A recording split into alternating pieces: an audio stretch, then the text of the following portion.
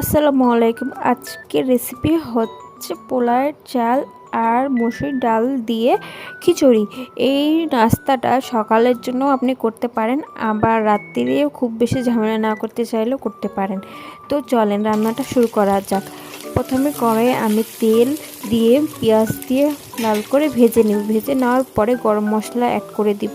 গরম মশলা দেওয়ার পরে বাটা মশলা দিব, আদা বাটা, রসুন বাটা আর হচ্ছে জিরা বাটা।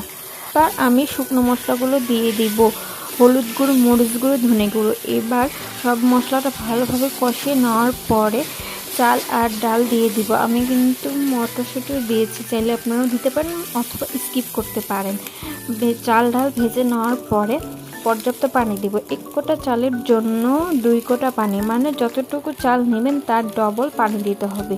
এখন আমি এটা প্রথমে হাই হিটে